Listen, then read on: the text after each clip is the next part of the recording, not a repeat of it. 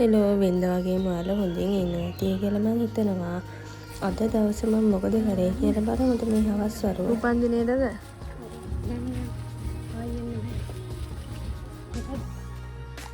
හවසේදී අපි ටවුන් එකට ගියා. ගිහලාවට පස්සේ අපිට හිතන පොඩ්ඩක් මේ හිමිහස් කරන්න ඕනේ කියලා. මොකද අපිට අවුරුද්දට හස් කරන්නත් බැරුණානේ අසනීප වෙලා හිටින්න.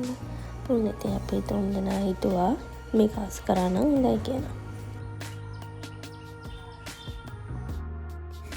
අස් කරනවා කියලා ඉතින් එහෙම ලොකු දෙයක් කරේ නැහැ. ওই මල් පෝච්චි ටික ඉතින් අයින් කරලා පොඩ්ඩක් අතු ගාලා ඒ ගස් කොළන් ටික පොඩ්ඩක් පීදාපු එක තමයි ඉතින් අපි කරේ.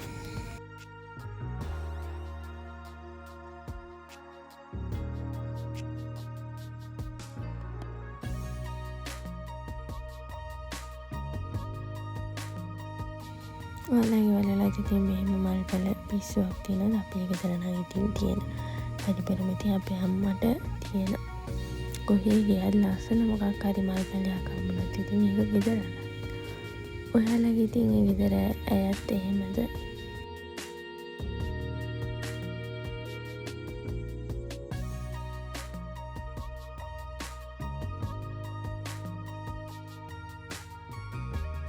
ඇත්තටම ඉතින් අපි දවස් තිස්සේ මහන්සිලා මෙහෙම නිවාඩු දවසකටත් මේ දේවල් කරද්දී මට නම් මගේ හිතට මාර සැනසීමක් දැනෙනවා.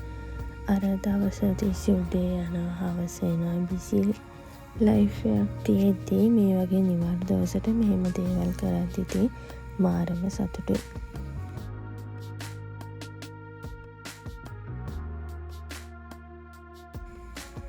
ඔයාලත් ඉතින් එහෙමද? මම නම් වැඩ කරලා මට ටිකක් මහන්සි වුණාට මම කරන්නේ එළිය පුටුවට ඇවිල්ලා තේ එකක් හරි හදාගෙන මොනවා හරි බීමයක් හරි හදාගෙන ඒ පුටුවට ඇවිල්ලා ඉතින් ගස් කොළන් දිහා බලාගෙන ඉන්න එක තමයි.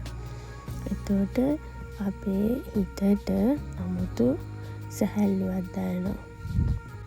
මම නම් ඉතින් හරි කැමතියි මේ. ඔයාලටත් එහෙමද? මට නම් ඉතින්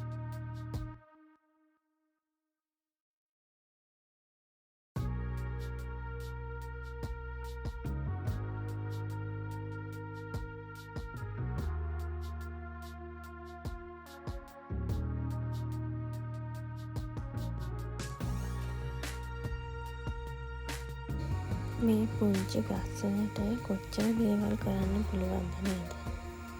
අපේ හිතේ තියෙන මහන්සිය හැමදේම නැති කරන්න පුළුවන් කියන්නේ.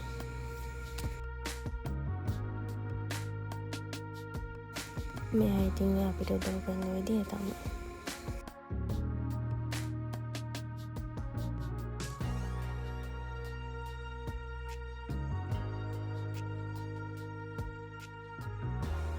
මම දැන් මේකට වීඩියෝස් අප්ලෝඩ් කරන්නේ දේවල් කරන්න අරන් මාස 6-7ක් වෙනවා. මම තාම ඉතින් මම ගැන එහෙම ඉන්ට්‍රොඩක්ෂන් එකක් කරලා නැහැ. මම ඉතින් ළඟදී මාලට ඒ වීඩියෝ එකත් අරගෙන එන්නම්.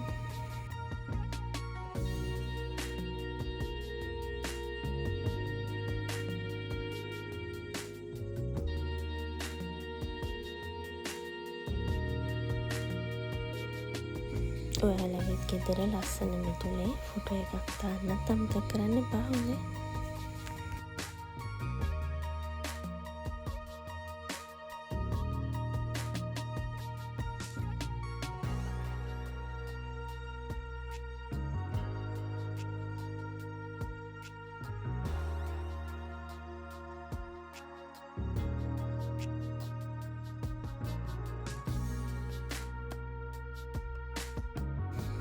හවස පොඩි වැහිකලුවක් තිබ්බ නිසා ඉතින් වතුර දාන්න ගියේ නැහැ.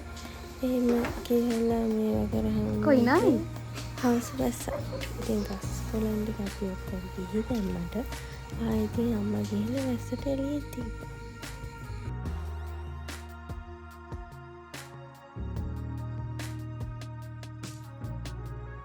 ඔයාලත් මේ වගේ ගස් කොළන් වලට ආදරය කරනවා නම් පහලින් කමෙන්ට් එකක් දාගෙන යන්න මතක කරන්න එපා හොඳේ.